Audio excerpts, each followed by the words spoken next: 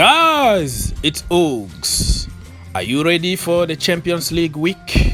Because I am. I can't wait to put that defeat against West Brom behind me. And what an opportunity for us to do it the right way, but to win in the Champions League against Porto at Sevilla Stadium, aka Olivier Giroud training ground. Anyways, guys, we got some problems apparently at Cobham Training Center right now. Not about injuries, because we all know that N'Golo Kante is going to be out. Tammy Abraham, we don't really know what's going on with him, but it's becoming like a diplomatic kind of injury. It reminds me of Antonio Conte with David Luiz.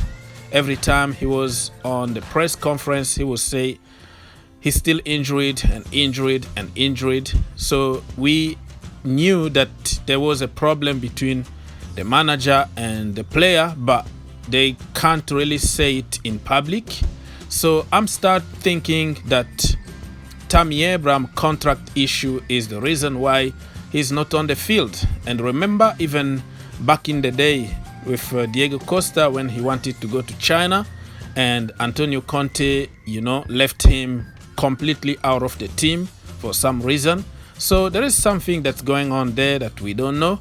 Hopefully we can put our dispute aside, try to win the remaining of the games in the Premier League, the FA Cup, the Champions League, and talk about everything at the end of the season.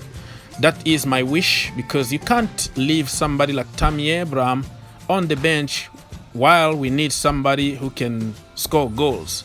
Tammy Abraham, you believe me or not, Tammy was our best scorer last season, and he's not a bad player. Maybe he's not the Chelsea level according to some specialists, but how do you improve without playing games?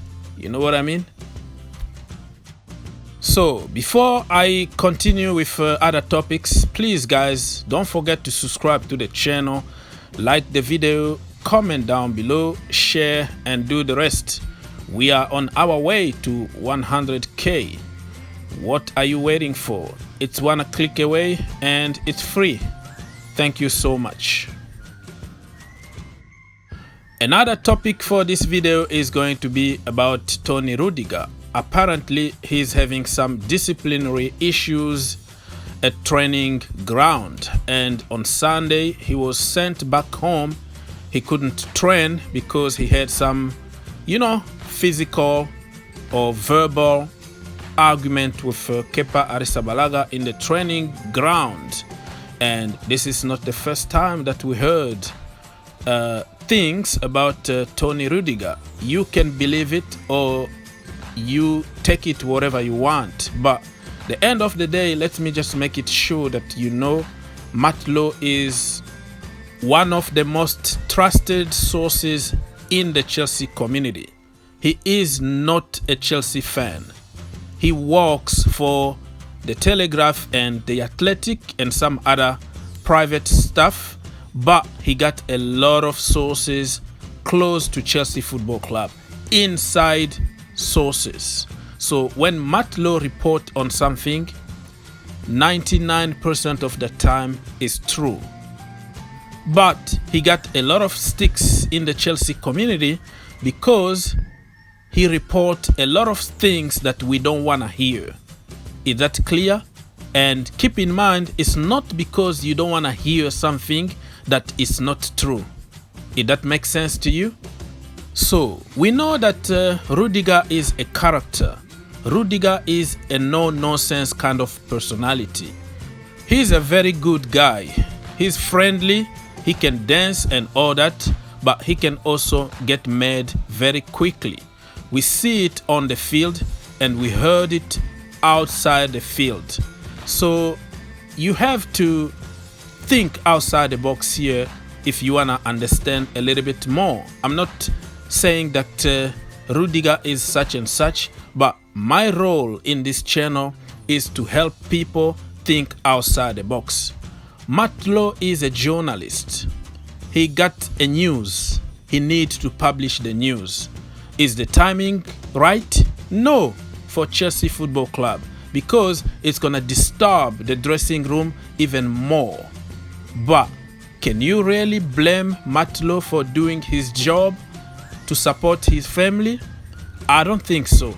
As long as he doesn't lie, as long as he doesn't go to the popular opinion and try to create news in order to get subs and get likes and all that.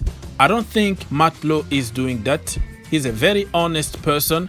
I don't think he needs money that badly to damage his reputation by publishing fake news. But the timing is not right for Chelsea Football Club, but not for Matt Lowe, if that makes sense. Let me give you an example. Fabrizio Romano, okay?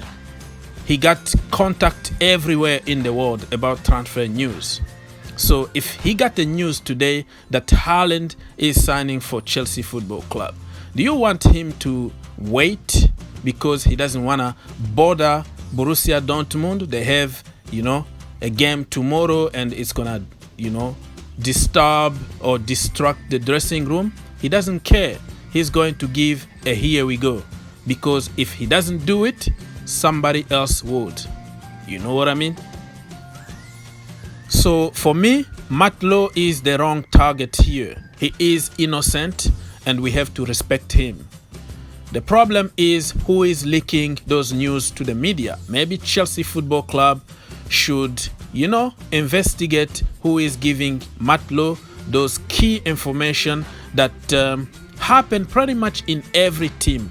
Every training ground, you're going to find fight between players. It's a normal thing. We are human beings and you know how it goes. It's not different with football players. Rudiger had some issues with the youngster from the academy, had some issues with such and such. We heard in the past. It's normal. It's happened. But who is leaking those news is the person that we should find and sack from Chelsea Football Club. Simple as that. Leave Matt Lowe alone. And of course, Tony Rudiger is going to deny. Azpilicueta, who is the captain, is going to deny the news to try to calm down the situation. It doesn't mean that nothing is happening behind closed doors. It's just PR stuff. They want to just show people that the group is together and nothing wrong is happening. The same report is talking about Reece James and Cesar Azpilicueta having some argument after the defeat against West Brom. It's normal, guys. When you get slapped like that 5-2, some people are going to be very angry at other people. That is normal for every dressing room. So people need to understand that and just let it go, man. Let it go. Anyways, guys, we have to focus for Wednesday now, okay? We don't need all these distractions. And I'm happy that Thomas Tuchel took some decisions. He is a very good manager when it comes to human management, okay? Because we saw what he did with Karim Hussein-Odoi, and hearing that he sent Tony Rudiger home is a positive sign for me, and he is going to establish his authority and say, you listen to me, I am the boss here, I am making decisions. So let's just focus on Wednesday, because that is going to be a do or die. Now people know how to beat us. It's going to be a real test of character from Chelsea Football Club, because this is the first time in a long time that Chelsea lost a game of football. Now we can collapse completely, or we can wake up and show people that that was a blip, that was just a bad day in the office, and we're gonna continue our good run. Okay, guys, so on Wednesday, the reaction is going to be the most important. How we react after a bad defeat like this is the most important right now. So players are tested mentally and physically. the fans are tested to see how patient we're gonna be with our new manager, and the manager also is tested. What are you gonna do, Thomas Tuchel? Are you gonna continue to play 3 at the back and be stubborn, or are you gonna adjust the system a little bit, work on few systems, work on a plan B, so when the plan E fail, we can quickly switch to the plan B without any problem? I've been asking this since day one when he took over, but people didn't want to listen to me. And now, when our plan B didn't work against West Brom, we saw that we had issues trying to work something on the field. So if we worked that system before, we were going to probably switch to back 4 and try to twist the system a little bit and probably get a point or win the game. I also understand that Thomas Tuchel is trying to rely on experienced player to get him until the end of the season, but sometimes experience mean nothing if you don't have skill and power and stamina to finish the game. I don't think Billy Gilmour is going to do any worse than Jorginho, and I have a lot of respect for Jorginho, but sometimes just throw the youngsters out there because he has nothing to lose and he's going to give everything in his power to impress you.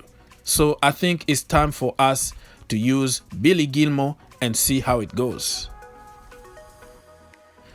Leave your comment, let me know what you think about everything I've spoken in this video. I understand that sometimes my analysis are very complicated to understand, but I can't help myself. Please think outside the box, subscribe to the channel, and give this video a like. Stay tuned because we have more videos coming very soon.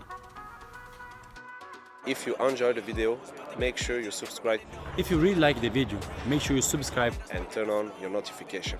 and turn on your notification. For more videos, click here, and to subscribe, click here. What you waiting for? Subscribe now. Capaz, viu?